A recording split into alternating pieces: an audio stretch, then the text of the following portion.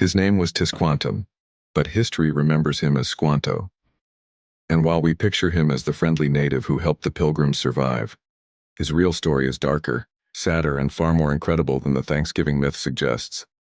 Because before Squanto ever stood in Plymouth smiling and speaking English, he had already lived through hell. Around 1614, years before the Pilgrims arrived, Squanto was kidnapped from his home in Patuxet by English traders, dragged across the Atlantic, sold into slavery in Spain, torn from everything he knew. Most people don't come back from a story like that. But Squanto didn't break. He escaped to England, learned the language, worked to survive, and eventually secured passage back home to the land he was stolen from. After 5 long years, he returned to Patuxet and found everyone dead. His entire village wiped out by a European-born epidemic. Family gone, friends gone, homes empty, the place of his childhood silent as a grave. Squanto wasn't just an interpreter. He was a survivor wandering through the ashes of his old life. So in 1621, when the Pilgrims staggered into that same land, weak, starving, half dead, Squanto met them not as a friendly guide, but as a man standing between worlds. A man with no home left, no tribe left, no clear future.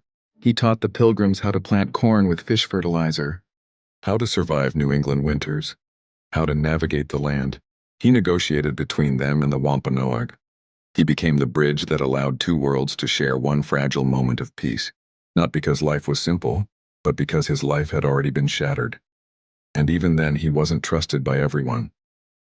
Some Wampanoag believed he was trying to build power for himself, playing both sides to secure his place in a world where he no longer fully belonged. Maybe they were right. Maybe he was just trying to survive in the only way he could. Squanto died in 1622, only a year after the famous feast. Still young, still caught between cultures, asking for prayers at the end. He wasn't a side character in the Pilgrim story. He was the story. The kidnapped child who became a translator. The enslaved man who crossed oceans twice. The last voice of a vanished people. The reason Plymouth didn't collapse into bones and memory. And the tragedy behind Thanksgiving is this. The feast we celebrate today happened on land where Squanto's entire world had already died. If you enjoyed this trip down the rabbit hole, don't forget to like, share, and subscribe to Smart History for Dumb Times.